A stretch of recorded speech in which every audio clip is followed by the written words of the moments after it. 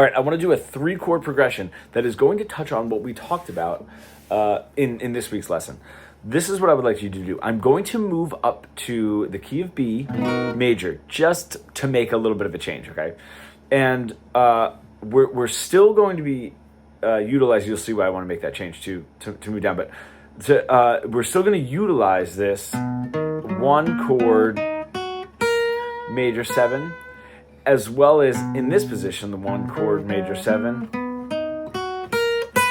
All right, then the 4-chord major 7, if I do it this way, here, and then also the C version of it. Cool, so now we're down here. And then my 5-chord, right, up to this F sharp, which I'll do this position, the 5-7. Cool, I'm gonna use that. 5-7, as well as I can extend it down here if I really want to, and this is really interesting. This is where we get, if I start on that 2, from week 9, that position of this 7, 1 3 5 flat 7, right? 1 3 5 flat 7, 1 3 5 flat 7, 1 3 5 5 if I want to go up to the flat 7. That covers all of this, and that gives us this below position for that 5-7 chord. Now this is what I want you to do. I want you to use those as references, right? I'm going to go back, and I'm going to do a 1, all right, a 4, a 5-7, back to my 1 major 7. But this is going to be different. Not only are we covering a little bit more ground, just because when we were at A, we weren't quite getting down to the open 5 chord, which would have been E, right? Trying to play that as an open right now. So we're covering more ground, but this is also what I want to do is I want to go into targeting notes that are specifically not in the chord. So and in the lesson we were focused a little bit on the 9 and the 13, right, or the 6 for that 1 chord, right? Tones that are specifically not in the chord. And then when I got to the 4 major 7, we were focused on the 9, which is the 13 or the 6, right, of that 4 chord, and then the 5, which is the 2 of that 4 chord. And then when I go to my 5 chord, we can do the same exact thing, right? This is the one trick. What I do not want you to do, and what you'll see that isn't happening with the other positions, is I do not want you to go to, when I go to this 5 chord, the 4 of that 5 chord, okay? We're going to only be doing, if you could target the 9 or the 6, the 13. We don't want to target the 4 or the 11. We're going to go into Y. But when we're talking about major 7s and this dominant 7, right? Anything that has a major 3rd in it as a 7 chord, we do not want to target the 4. We can use it. We can play it as a passing tone. We can target it. It tends to happen a little bit more as a carryover note. Like, let's just say I had this 4 chord. I landed on that for the 4 chord, and then I still played that note and brought it down for that 5 chord. That tends to happen sometimes when it's carried over, but there's a specific reason, and we're going to get into later why we don't necessarily want to be targeting that 4 as much as we would the 6, the 2, which are also subsequently the 9 and the 13. Okay, so that's what we're going to do for this one. I'm going to play the chords, and I want you to go in and I want you to play specifically the 9s and the 6s or the 13s of each one of those chords. You're going to specifically target them. They're not going to be that hard if you're using these methods, right? Because the 13 is always just 1 down from the flat 7, right? When I get to my 5 chord, right? Wherever my flat 7 is, 1 down is the 13, or up from the 5, right?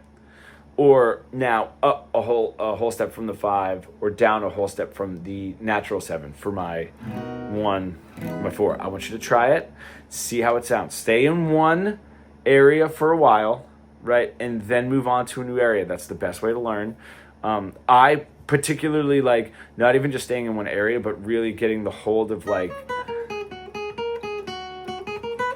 and then moving down to those two strings, but in this position, and then start expanding out. If I sort of take that,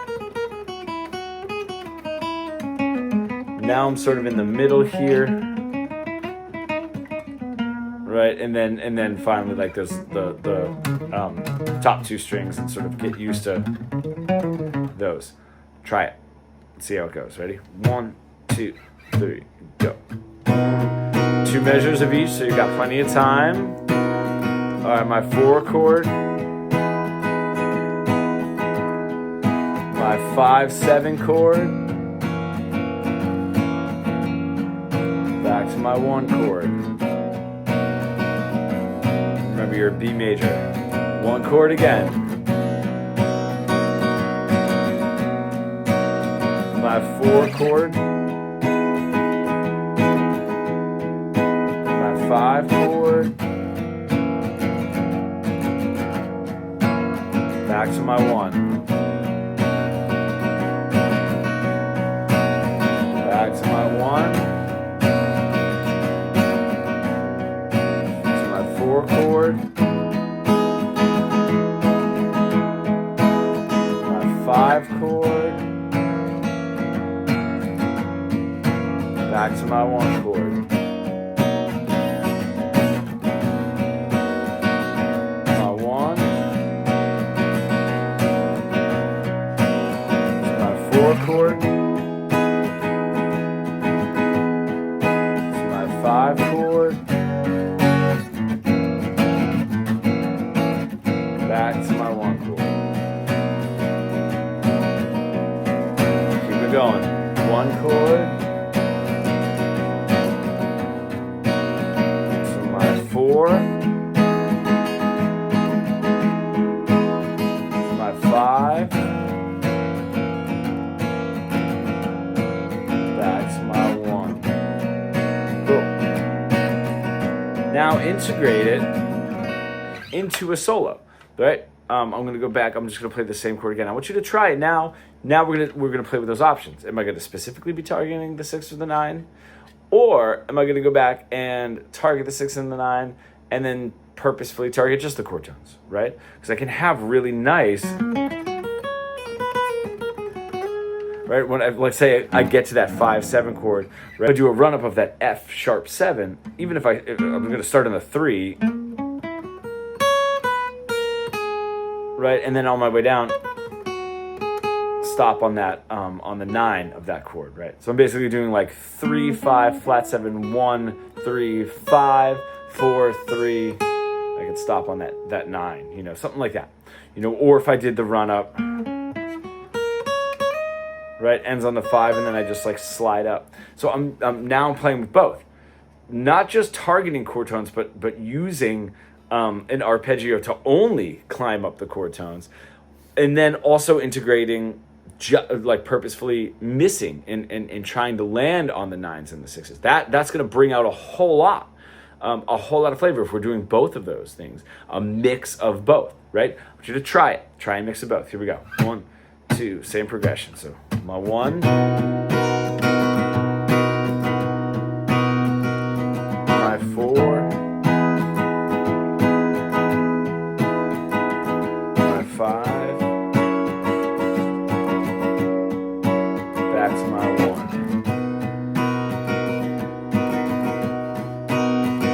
My 1, my 4, my 5, back to my 1. My 1, my 4, my 5, back to my 1. My 1,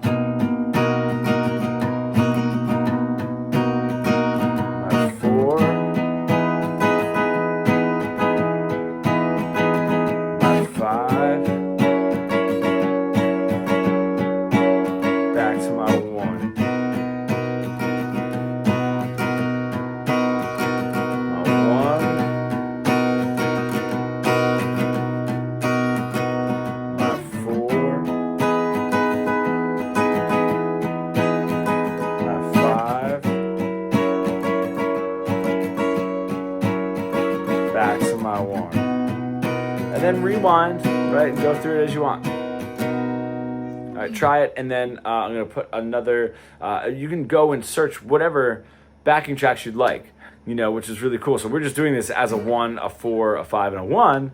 Whatever backing track you'd like to do it over, you can find. So think about that, as you're sort of going through this training. It doesn't, obviously, this is so that you can write your own, write your own backing tracks or play to other backing tracks as well. So that is going to be it for the week 10 backing tracks and assignments.